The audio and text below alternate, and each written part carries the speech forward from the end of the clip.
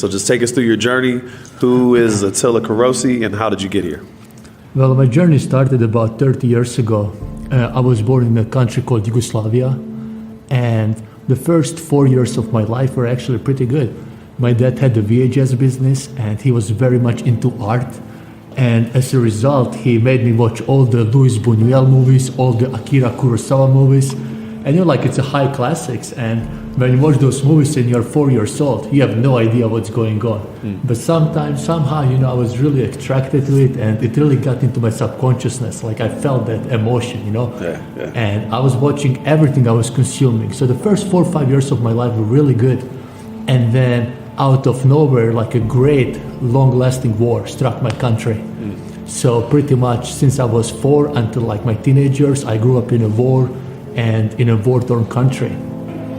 I really found salvation in watching movies as I was growing up, And when I was in my late teenage years, that is when I realized that this is my calling. I want to make movies.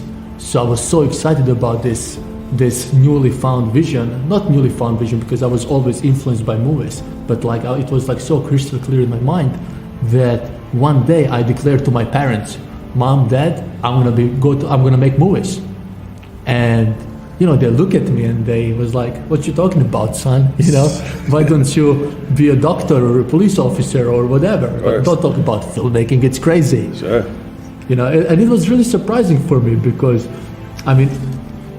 anytime I speak about I want to be a movie maker back home, people looked at me and they responded as if I said I want to be an astronaut and fly to Mars. It's impossible. Everybody assured me, even my parents. And now I understand the reason why, because the war and the mindset they had during the war is people just want to survive. It's a practical mindset.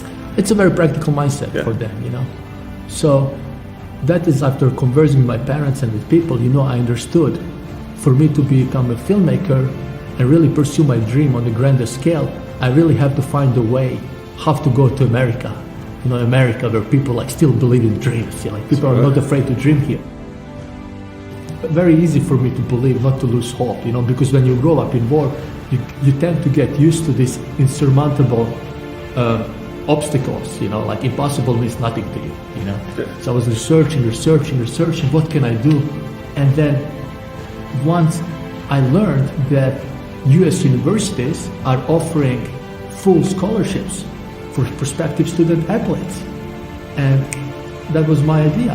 For me to become a filmmaker, I have to become an athlete first. So I was thinking what kind of sport can I do? And after thinking a little bit, I understood that running, I'm gonna be a runner. Because you don't need any kind of fancy equipment. You don't need coaches or crazy nutrition or whatever. As long as you're crazy enough, you can just go out and run around the forest or around the block, It's a sheer willpower.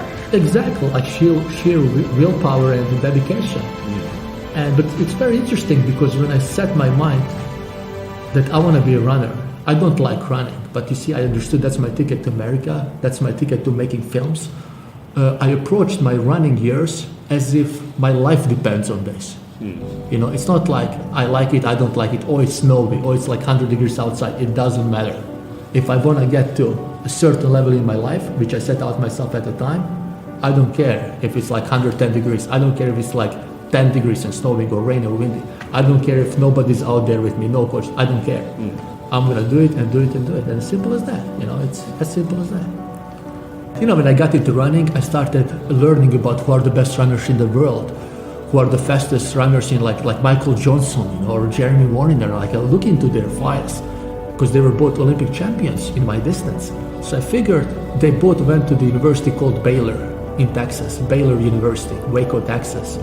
So, I don't have internet, so I go on an internet cafe and I find the coach's email and I read it and I write him a very poorly constructed email on English that I never expected a response from. I told him who I am, this and that, the time I ran on 400-meter dash. Right. And he responded to me, and I have this email with me right now. He responded. That's amazing. And he said, I think you have a potential. I think you ran pretty fast times, considering you've been just running for 6 or 7 months. And we would like to have you here in Baylor. But we just don't have enough scholarship for this year anymore. So if you want to wait another year, we can put you in a full ride. But my desire was such that I don't really want to spend much time at home. I really want to get out. So it's very important for me to get a full scholarship and to get to America as soon as possible. And when I told him this, his answer was like, well, unfortunately, we cannot have you here then if you cannot wait another year. But if you would like us, I can put you in touch with another universities in America who are having the same running program or we have connections to, like affiliated with. Sure. And this was really out of blue when a coach from the University of Tulsa, it's a school in Oklahoma, Division I school in Oklahoma, they reached the Golden Hurricanes. He reached out to me, and I was like so surprised. And he was like ready to offer me a full scholarship. He just said, I talked with the head coach of Baylor. He told me to give you a full ride. Simple as that. That was it. I have the email. It's crazy. And I had lots of headwind when I was a runner. Like I had lots of obstacles to conquer. It was like those 12 months I dedicated to running back home. It was an emotional roller coaster for me. I lost my mom out of nowhere. I remember my most important race. That was the decisive race, whether I'm going to get a scholarship or not. And 2 weeks before that race, I was doing jumps in a workout, and I completely twisted my ligaments on my left ankle. And I was devastated. I remember, the doctor came over, he took a look at my ankle, touched it, inspected it, whatnot. And I tell him, doctor, you have to fix me. I have 2 weeks to run. And he looks at me and says, 2 weeks. He says, if you're able to run if you're able to walk within the next 2 months, you should consider yourself lucky. That's what he told me. And it was a punch to my heart, But I remember this is the same thing when people told me I cannot go to America.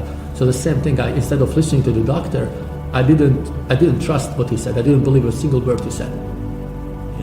I went home that night, and as I said to you earlier, I elevated my leg in 90 degrees and I pressed my ankle. I pressed my feet, and I was talking to my ankle. I wanted to become a friend with my ankle. I wanted to convince my ankle, that we can do it. Like, come on, we invested so many months to this opportunity. It's not going to come again. And these people are watching at me right now. So, 2-3 days later, I start jogging. It's painful. I can jog like 2-3 minutes. Then I go home and I ice it. I massage it. Like I put lotion on it. Again, I talk to the ankle. I don't sleep. I talk to the ankle. And then, believe it or not, and again, I have this visually documented, I ran 2 weeks later. I remember it was January 27th of 2005 or 2006.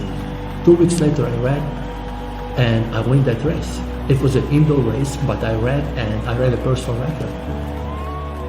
I graduated from school. I graduated as one of the top of my class, bachelor's in accounting and economics. But I didn't come to America to be an accountant and to work in office. But I was like, I didn't come here to do that. I came here to do movies. And then I was like, that's just like that. One day after my graduation, I graduated May 11th, 2011. And May 12th, I was in LA. I just came to LA the next day. And I didn't know anybody in LA. Like I find a girl, I was in Tulsa, I found a girl on Craigslist. And I was like, she was looking for a roommate in Hollywood. I was like, I would like to move in with you. So she was like, okay, I can reserve you the apartment. It's one thing when I told back home to people that I want to make movies and they didn't believe it. They didn't believe it's possible. But I was really surprised because when I came to LA and I said to people, I want to make a movie. Let's make a movie, guys. Everybody was excited. I was like, let's do it. It's a good idea. But then the next day they came back to me and they asked me, well, how much money do you have? Who's your father? What kind of connections do you have? And when I said I don't have any of those, I just came to LA and nobody. They were like, forget it. Don't even bother. You're not going to make a movie. Because some people I remember some people went even as far as stating that making a movie, it's like one of the hardest and toughest things to do. Like they tell me sometimes even people like Brad Pitt can't make their own movie the way they want to because like so much things going on into making a single movie.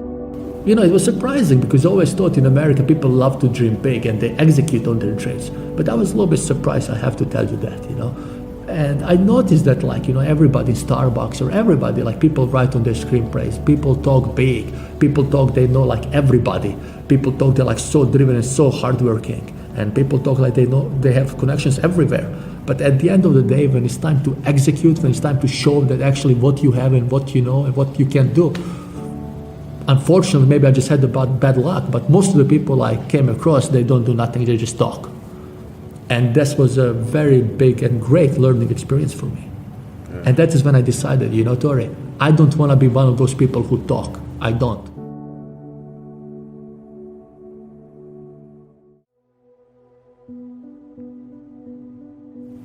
So I went to Best Buy, I bought a camera for like $150 and I made the whole movie.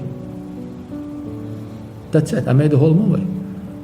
I filmed it, it was very primitive movie making, but I never made a movie before. And I wanted to edit it, but I didn't know how to edit. So I taught myself how to edit. I taught myself how to do sound design, how to do everything. And it took me some time, it took me several months, but I finished the movie. And I look at the movie and that I assembled, and I'm so happy. I was like, wow, this looks great. This is a great movie. I love it. I was like, wow, people are gonna be blown away, but I don't want to show it to anybody. So I watched the movie again. I watched the movie the next day. For 1 week, I watched the movie every single day. After 1 week, I look at the movie that I created and I say to myself, this is a garbage. This is so bad. I cannot show this to anybody, But I learned so much from it. Just since you have such an inspiring story, what are 3 key pieces of advice you would give other people who currently have like a big dream and haven't gotten there yet or haven't started tackling it? Like, what would your 3 keys be to getting on that journey? Reasons beyond understanding. I was born in a war. I'm gonna turn that into my biggest advantage. I learned that everything in life is about perspectives. If war was given to me, cool, I'll make the best out of it. So I learned that the human mind, that each one of our brain is built to do wonders. Everything else is just an excuse, if you think about it. Number one thing, I think, is a vision. You have to have a clear vision. If I don't have a clear vision that I want to make a movie or what kind of movie I want to make, I'm not going to have the power to learn, to run with torn ligaments. I'm not going to have the courage to go in that neighborhood. I'm not going to have the courage to come to America by myself with no English. So vision is what helped me a lot. Vision. Yeah. The second thing I would say is self-expression. Know what you want to do, but it's not enough to know what you want to do. Know it in as much details as possible, because the deeper you can dig down, deep in your soul, and figure out who you are as a person, what are your strengths, what are your disadvantages, weaknesses, everything. The more you know about it, the more when you communicate to another person, they're gonna see you more clearer who are you as a person. So sometimes the words, they are not important, but they see you. As I said earlier, sometimes these people don't understand what I'm saying, but they see the energy and they wanna be part of it. And as for the third thing, I would say, just keep going, just don't give up. You can't give up. And I know it sounds very easy and cheesy and everything. Everybody says, don't give up. Sure. And everybody says, I'm never gonna give up. It sounds so easy, but it's so hard to do. Yeah. So have a vision, number 1. Know who you are, number 2, and just keep going. Just keep going, because life is so short. You're gonna be like 50, 60 years old, and you don't wanna be one of those people like you're 60 years old and then you're regretting all your missed opportunities. Just keep going.